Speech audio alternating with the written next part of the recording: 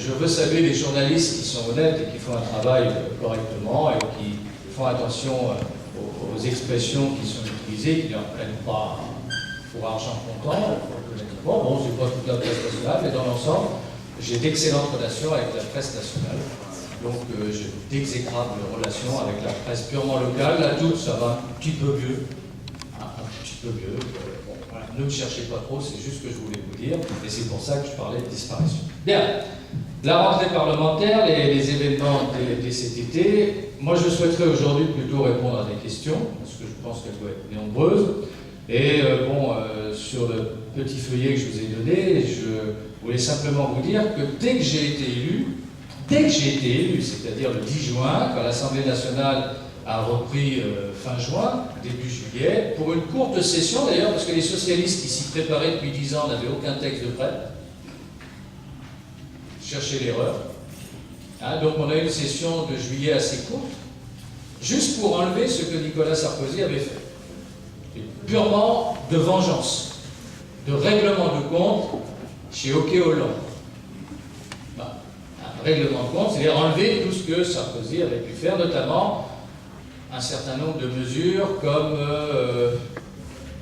la défiscalisation des heures supplémentaires, qui était pour eux très emblématique et qui pénalise que les petites gens. Pour l'essentiel, généralement les gens qui font des heures supplémentaires, sur 9 millions de salariés qui en bénéficiaient, on peut dire qu'il y en avait au moins 7 à 8 millions qui étaient des gens modestes, qui étaient contents de pouvoir gagner plus sans en payer les impôts supplémentaires. La bonne nouvelle, c'est que les enseignants vont le prendre dans la gueule aussi, et eux, ils ne sont pas spécialement mal payés, hein, contrairement à ce qu'ils veulent bien dire, d'autant plus que pendant le quinquennat, ils ont été revalorisés et avec des primes dont ils ne parlent pas, mais ils bénéficient de ces heures fiscales défiscalisées, donc ils n'ont plus y avoir droit, et eux, ça va leur tomber plein pot sur le barème de l'impôt, parce que généralement, ils payent l'impôt.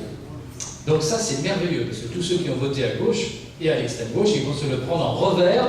Alors là, vraiment, je suis heureux. Hein, je ne cache pas mon plaisir vis-à-vis de mes collègues, hein, qui sont vraiment d'une mauvaise foi, indignes du niveau d'études qu'ils sont supposés avoir. Bref. Donc, comme je m'y étais engagé, hein, j'ai déposé 2 propositions de loi. La première qui baisse les indemnités des parlementaires de 10%. J'ai dû avoir au moins 10 co-signatures hein, sur 577, ce qui est beau. Voilà, mais par erreur seulement. Hein, je veux dire, et puis la seconde sur le contrôle de l'IRFM, les frais de représentation, qui servent à fonctionner, comme son nom l'indique, à payer la permanence, les cotisations d'abonnement, les frais induits par l'action parlementaire, mais avec justificatif.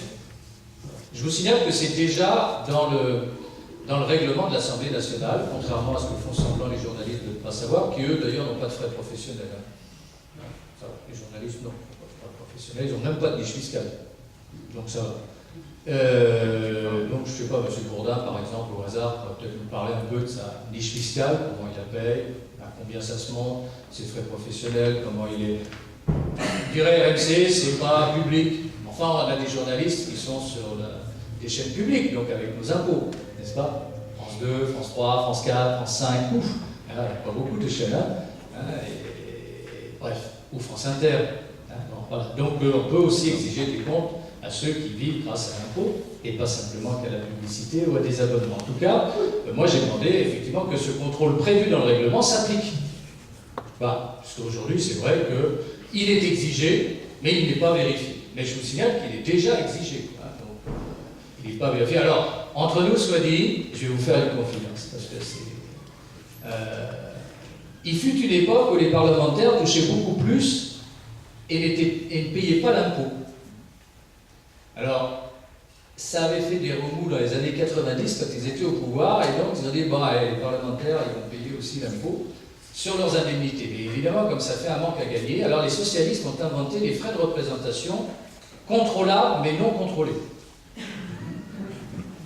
Et d'une forme de deuxième salaire qui ne dit pas son nom. Voilà, c'est ça le fond de l'affaire. Alors, comme M. Bartolone, qui fait le malin, vient dire je vais baisser de 10% les frais de représentation, c'est pas ça qu'il faut baisser. Il faut baisser l'indemnité parlementaire qui est vraiment votre traitement, Et sur les frais de représentation, c'est l'argent que vous filez à une association quand vous allez la voir, c'est les dons que vous faites, etc. C'est ça qui est le boni que les associations n'ont pas forcément. Alors, je ne dis pas que tout le monde se comporte de manière parfaite, il en va de toute société d'hommes, des gens rigoureux et des gens un peu moins rigoureux, puisqu'on a vu un socialiste au hasard profiter de l'IRFM pour prendre ses vacances avec, et en considérant qu'il n'avait rien à foutre si ça ne plaisait pas. Donc vous voyez que le mec en plus il le vit bien, ça fait plaisir. Mais je le répète quand même, on est susceptible de justifier de tout. Pour ma part, je m'applique effectivement d'avoir des justificatifs de toutes les dépenses que je peux avoir à ce titre. Alors, c'est vrai que ceux qui sont maires en même temps que députés ont de l'argent de poche. Ceux qui ne sont pas maires, moi, les abonnements de presse, c'est pour ma pomme, c'est pas la mairie qui les prend. Les députés maires, c'est la mairie qui prend les abonnements de presse. Ils n'ont pas à le prendre dans leurs frais parlementaires. Un jour, peut-être, on calibrera bien les séparations. J'espère que ce n'est pas François Hollande qui m'en veut. C'est dommage. Et il est si bien. Il nous ressemble tellement. Mais oui, bien sûr qu'il nous ressemble. Avec sa tête de vainqueur. Mais si, bien sûr, c'est Poulidor. Il est tellement sympathique. Regardez, tellement normal, tellement accessible. Il vient dire bonjour, c'est beau. L'autre jamais. Voilà. Il nous ressemble. C'est qu'entre Poulidor et Anquetil, c'est toujours Poulidor qui a plu aux Français. On adore les perdants. Là, on a choisi le perdant, il n'y a pas de problème. Et je voudrais avoir une pensée aussi pour celles et ceux qui n'ont pas cru devoir se déranger au second tour des élections présidentielles, de droite, je ne parle pas de ceux de gauche, ils ont bien fait de rester chez eux, mais je parle de ceux de droite, qui se sont abstenus ou qui ont voté blanc, notamment un certain nombre d'électeurs du Front National, qui, paraît-il, aiment la France. Il me semble que quand on aime la France, on va voter pour le moindre mal, et non pas laisser faire pour avoir le pire. Donc s'il y en avait dans la salle, que j'espère pas, mais je ne mettrai pas ma main au feu, ceux que vous rencontrerez de ci, de là, surtout qui ne viennent plus me parler. Je ne veux plus leur parler. Vous entendez bien? C'est fatigant les portables. Hein, une fois, deux fois, après, c'est un peu gonflant. Je ne veux plus leur parler parce qu'ils sont responsables de ce que nous avons pour 5 ans. Et qu'on ne vienne pas me dire qu'on aime la France quand on a été responsable par son vote de ce qui se passe et qu'on vous a annoncé. Moi, j'ai fait des réunions publiques pour vous dire ce qu'il en serait.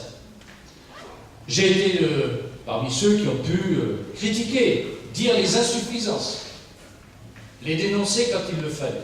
Mais pour autant, quand on est dans un second tour entre François Hollande, l'homme tel qu'il est, avec les soutiens tels qu'il les a eu, et qu'on a Nicolas Sarkozy qui s'est donné un mal de chien pour préserver ce pays de la crise, malgré les erreurs, malgré les insuffisances, qui nous a fait être les moins mauvais de la classe en Europe.